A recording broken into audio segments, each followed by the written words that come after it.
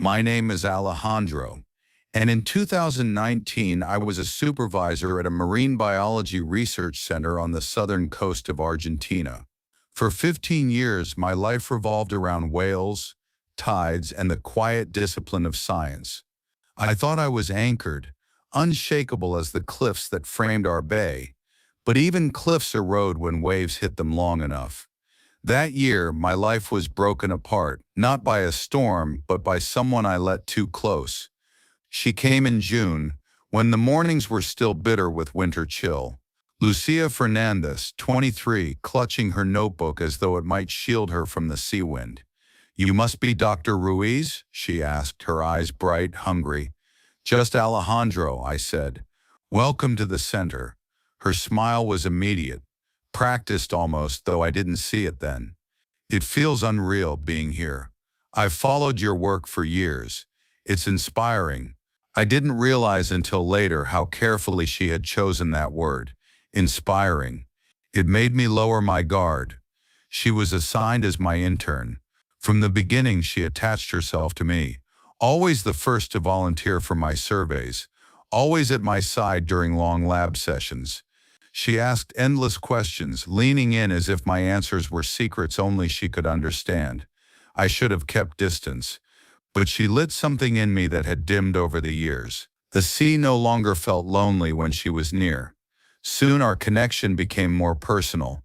We would go out of town on weekends, visiting small coastal towns, restaurants, and bars. I remember one evening in Puerto Madryn, the golden lights of the streets reflecting on the wet pavement. She laughed so freely at the tiniest jokes, and I felt alive in a way I hadn't felt for years.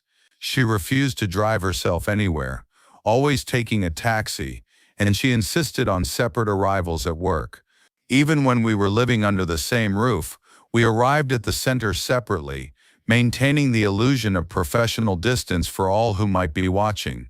Eventually, she checked out of her hotel and moved in with me. I thought it was love. I thought it was trust.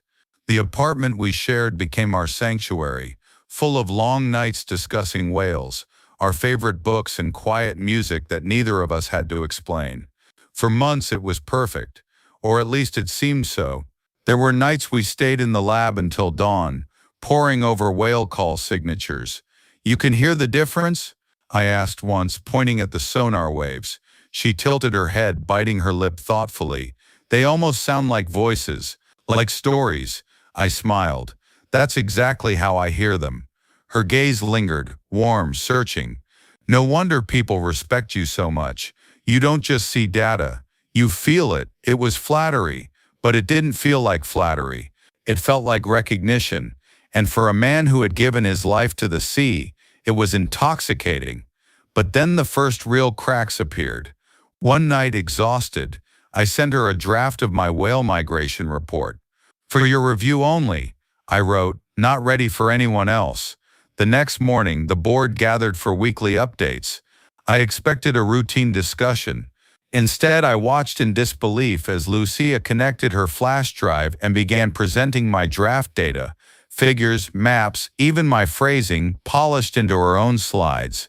"Which suggests the whales may arrive 2 weeks earlier this year," she concluded confidently. Applause followed. Someone whispered, "Impressive initiative for an intern." My being clenched. She met my eyes across the table, her expression unreadable, half nervous, half triumphant. For a moment I almost rose to speak, but I hesitated. Maybe she had misunderstood. Maybe she thought it was allowed. So I stayed silent. That silence gave her permission. Afterwards, she was showered with praise. Brilliant, gifted, a future leader. She accepted it all with a modest smile, never correcting them, never mentioning me. When I pulled her aside, my voice was tight. "You used my data. That wasn't your work." She tilted her head, calm. "You sent it to me, Alejandro. I thought you wanted me to shine." Her tone was soft, but her eyes carried something colder. "It wasn't finished," I pressed. "It wasn't ready. Does it matter?" she asked, almost dismissive. The board was impressed. "Isn't that what matters for the center?" "For the center. Not for me. Not for us." We continued living together, visiting restaurants, going out of town, laughing in private. Yet at work she remained always distant, always separate. She never drove herself anywhere, always calling a taxi. We were careful, or so I thought, until the subtle manipulations began. Toward the final presentation for the international grant, she told me she would move out. "They're talking, Alejandro," she said one evening, her voice tight but careful. "People at the center, they notice." Roxana said something. Roxana, one of our co-worker, apparently had overheard whispers. Lucía didn't say more. She packed quietly, but her timing was deliberate. By the day of the presentation, she was gone from our apartment, and yet she stood at the podium with my work, my words, my research, claiming it as her own. The board leaned forward, enthralled. "She's remarkable," one whispered. When it ended, I sat frozen, fury and disbelief tangling inside me. I confronted her after. "How could you do that? That was my proposal." She met my anger with chilling calm. "Our proposal, Alejandro. You taught me everything. Isn't this what mentorship is about? Helping me rise?" I shook my head, trembling. "This isn't mentorship. This is theft." Her lips curled into a faint smile. "Sometimes survival means knowing when to step aside. Maybe you've been here too long." Those words cut deeper than anything. Days later, the director summoned me. His expression was careful, almost pitying. "There are concerns," he began, "about your relationship with Lucía. Some say your judgment is compromised. For the integrity of the center, we think it's best if you resign." I stared at him, stunned. "You believe I'm the problem?" He sighed. "Perception matters. She's brought fresh energy. The board sees her as the future." I left his office with my spirit splintered. Rumors had painted me as biased, jealous, even inappropriate. My years of sacrifice reduced to whispers. By December 2019, I was gone, quietly dismissed. Lucía was offered my position. I didn't attend the farewell gathering. I couldn't watch her raise a glass in the office where we had once sat shoulder to shoulder. Instead, I packed in silence. Through the window, whales breached on the horizon. They had been my companions for years, but that day they felt distant, unreachable, mocking in their freedom. I left without goodbyes. The months after were empty. I wandered the beaches, the salt wind biting at my skin. Each whale I glimpsed through my binoculars carried the weight of all I had lost. Her name was everywhere. Youngest lead researcher in Patagonia, rising star of marine biology. She wore my work like a crown, my life like a borrowed skin.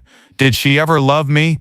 Was there ever a moment of sincerity in those long nights, or was it all calculated? Some nights I wanted to believe she cared once, that ambition had simply swallowed her.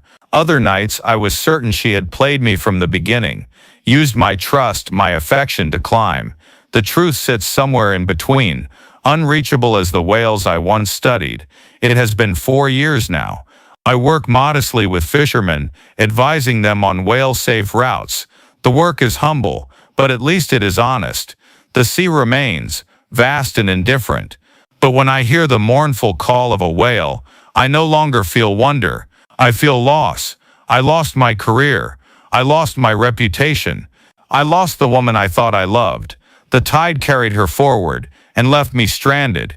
And that is the cruelest heartbreak, not just the love that ends, but the betrayal that makes you question whether it was ever real.